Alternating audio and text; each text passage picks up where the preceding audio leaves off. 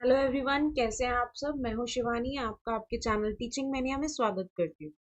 आज हम बात करेंगे अमायरा संस्कृत पाठ्यमाला प्रथम भाग। ठीक है, ये एक बहुत ही अच्छी बुक है मिडिल स्टेज के लिए। संस्कृत जो सीख रहे हैं और संस्कृत जो सीख रहे हैं या संस्कृत पढ़ने में इंटरेस्ट रखते हैं या संस्कृत सीखने में इंटरेस्ट रखते हैं, तो ये बुक आपको शुरू से लेकर आपको मिल जाएगी और काफी ही अच्छी बुक है, मैंने देखी।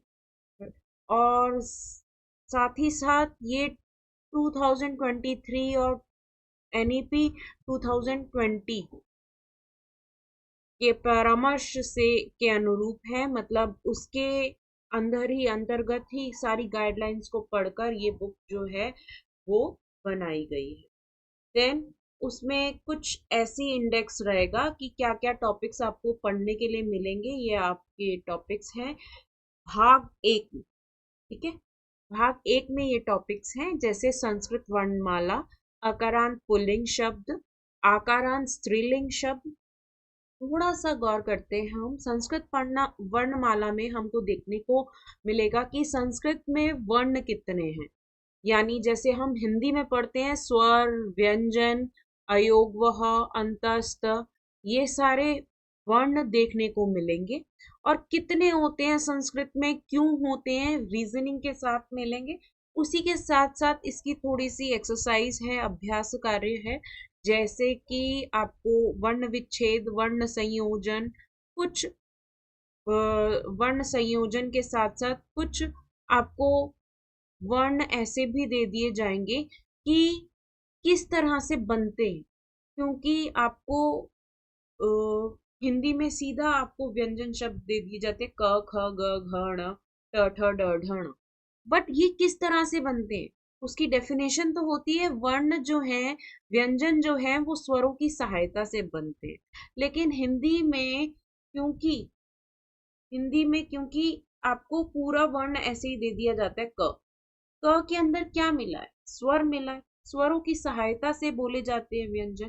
तो इसमें हम सीखेंगे कि स्वरों की सहायता से किस तरह से बोले जाते हैं वर्ण।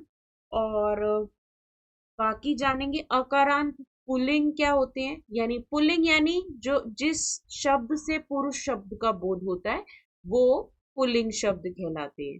आकारांत यानी जिस शब्द से स्त्री शब्द का बोध होता है, जैसे कुर्सी, है ना, कुर्सी, हिरण और बकरी। ठीक है, तो वो शब्द को संस्कृत में क्या कहते हैं और किस तरह से इनके रूप चलते हैं, ये हम इसमें जानेंगे। और नपुंसकलिंग, जिस जो शब्द ना हमें पुल्लिंग शब्दों का बोध कराते हैं या ना, यानी जो शब्द हमें ना ही पुरुष जाति का बोध कराते हैं ना ही स्त्री जाति का बोध कराते हैं, उनको नपुंसकलिंग शब्द कहते हैं। ठीक है, तो ये अकारांत पुल्लिंग में पढ़ेंगे हम कि कौन कौन से शब्द हैं अकारांत पुल्लिंग के। जैसे कि मैंने यहाँ पर आपको कहा था बकरी, है ना, ये स्त्रीलिंग का गलत एग्जाम्पल था क्योंकि ई आया है, बकरी के पीछे ई आया है। तो वैसे तो सही है क्योंकि इसको जैसे हिरण को हम संस्कृत में क्या कहते हैं, संस्कृत में मृग कहते हैं। ठीक है, तो मृग, ग में पीछे अ है। ठीक है, तो ये अकारांत पुल्लिंग हो गई। मृगा तो हिरण हो गई। ठीक है, तो इसमें हम जानेंगे कि क्या है पुल्लिंग स्त्रीलिंग, इस इन कंफ्यूजन्स को हम दूर करेंगे। ठीक है, देन धातु परिचय, धातु क्या होती है, सर्वनाम क्या होते हैं, अव्यय पद क्या होते हैं, ये सारे हम टॉपिक्स इसमें पढ़ेंगे। देन उसके बाद आता है लिट लकार प्रथम पुरुष, जो कि काफी अच्छा इंडेक्स मुझे देखने को मिला कि इसमें सारे टॉपिक्स जो है वो आपके कवर हो रहे हैं। लट लकार से लेकर आपके लंग लकार तक, 3 लकार बच्चा सीखता है। तीनों टेंस यानी प्रेजेंट, पास्ट और फ्यूचर। ठीक है, ये तीनों टेंस भी हम इसमें जानेंगे। अव्यय जान लिए हमने, प्रत्यय जान लिए, कारक। ठीक है, और उसके बाद इसमें चौथा जो लकार है लोट लकार, वो भी आप सीखेंगे। तो छोटे से इंडेक्स में हम कितना ज्यादा नॉलेज जो है वो कंज्यूम कर लेंगे, ठीक है, कितना ज्यादा हम नॉलेज ले लेंगे। और साथ ही साथ इसमें बाद में प्रैक्टिस पेपर्स भी दिए हुए हैं, यानी रिवीजन टेस्ट दिए हुए हैं, आदर्श प्रश्न 1 और यानी मॉडल टेस्ट पेपर कह सकते हैं आप, कि किस तरह से आपको क्वेश्चन आने वाले हैं आपके एग्जाम में, वो भी इसमें दे दिया जाएगा, ठीक है। और आज हम पढ़ेंगे एक चैप्टर जो कि होगा हमारा संस्कृत वर्णमाला। फर्स्ट चैप्टर को हम थोड़ा सा देखेंगे और अभ्यास कार्य हम जो है वो कल करेंगे इसका, ठीक है। तो आइए देखते हैं, हम स्टार्ट करते हैं।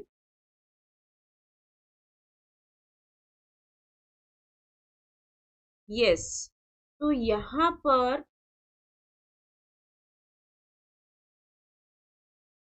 देखिए इसके सेकंड पेज पर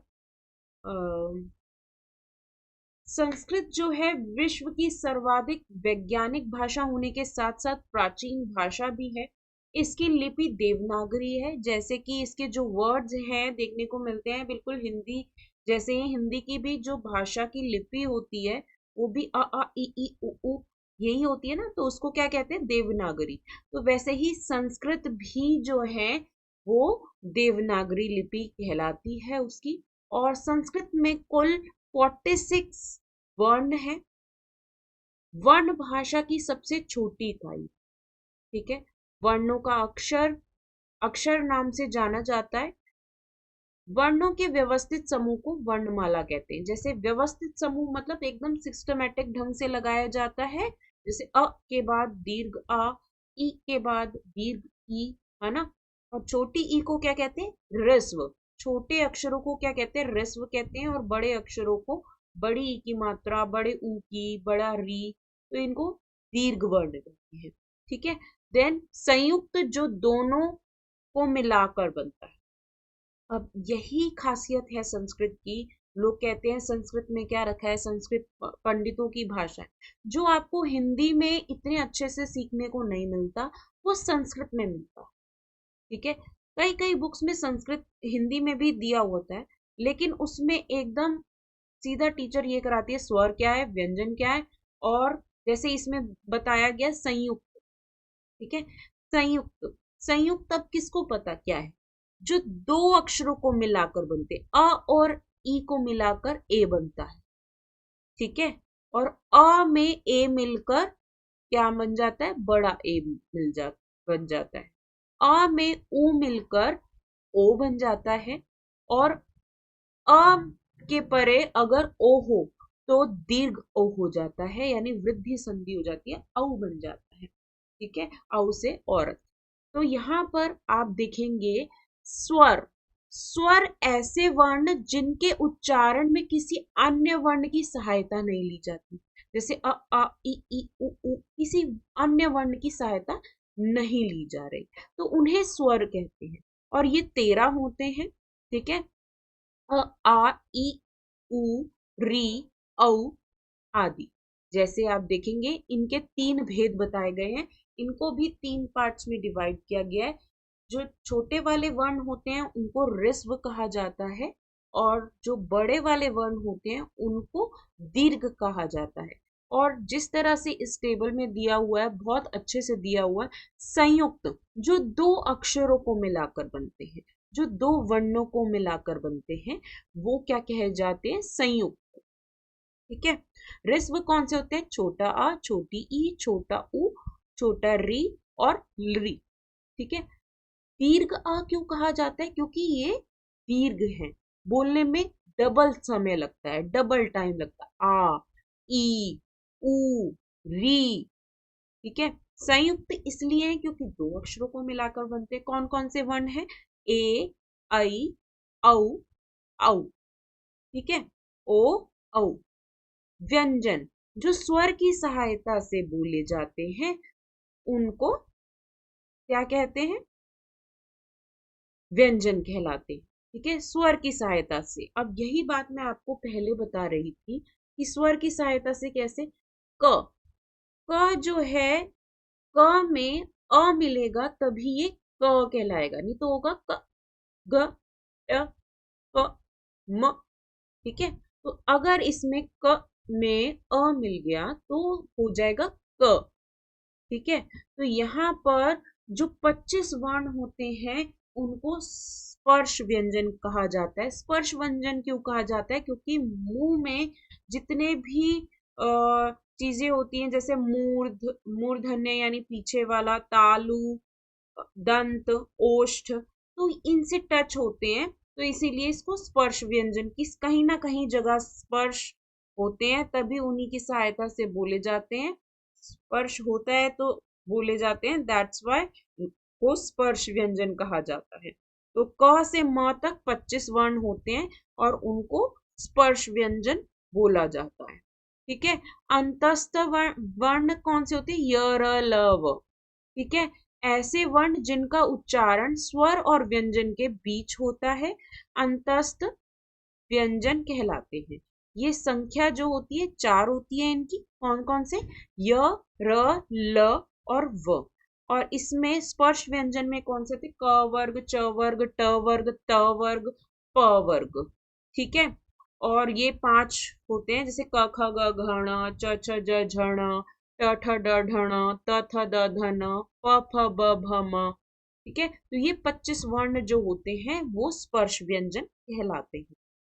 इसके बाद तीसरा है ऊष्म व्यंजन। ऊष्म व्यंजन क्या होते हैं? जिनको बोलते समय मुंह से जो है गर्म हवा निकलती है। जैसे कि आप अपने मुंह के पास हाथ रखेंगे और इन शब्दों को बोलेंगे तो देखेंगे कि गर्म हवा जो है वो उत्पन्न हो रही है। जैसे श, स, श, श, स, श, ह। ठीक है, तो आप महसूस करेंगे कि गर्म हवा जो है ये निकल रही है इनको बोलते समय। और यहाँ पर डेफिनेशन भी लिखी है, जिन वर्णों का उच्चारण करते समय हवा मुंह से रगड़ खाकर ऊष्म यानी गर्मी उत्पन्न करती है उसे ऊष्म व्यंजन कहते हैं। ठीक है, तो यहाँ पर बहुत सुंदर सा टेबल भी दिया गया जिसमें अच्छे से समझाया गया कि ये 5 जो वर्ग होते हैं इनको स्पर्श व्यंजन कहा जाता है। प्रत्येक लाइन में 5 वर्ण होते हैं, इसीलिए 5 लाइनें होती हैं और 5 इंटू 5 25 हो जाता है। 25 वर्ण जो है वो स्पर्श व्यंजन कहलाते हैं।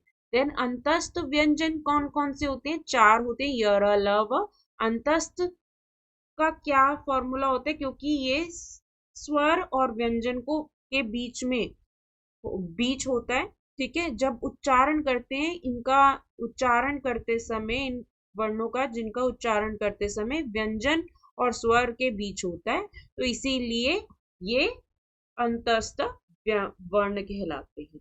सियर, ल, ठीक है, ऊष्म जिसमें गर्मी लगती है, मतलब गर्म हवा छोड़ते हैं। ठीक है, तो वो होते हैं ऊष्म व्यंजन। बोलते समय, उच्चारण करते समय गर्म हवा निकलती, ठीक है, मुंह से।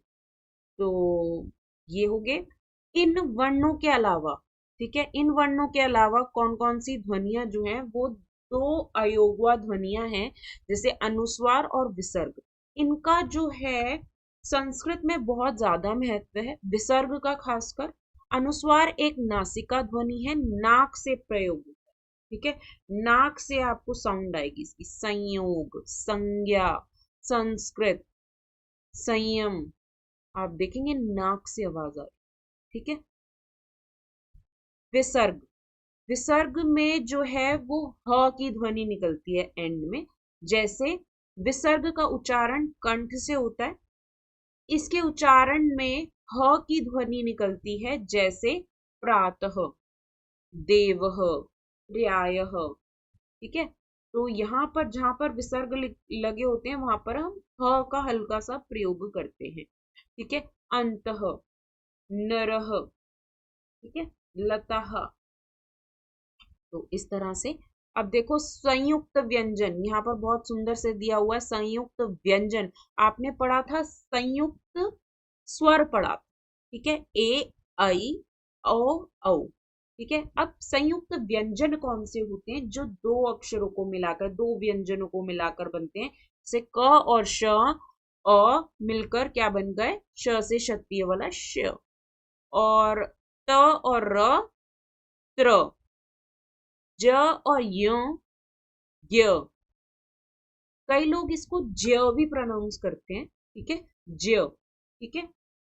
तो यहाँ पर श और र जो है श्र हुई, ठीक है। तो ये हो गए संयुक्त व्यंजन, बहुत इंपॉर्टेंट है, बच्चे अक्सर इसको गलत कर देते हैं जब आपका वर्ण संयोजन आता है।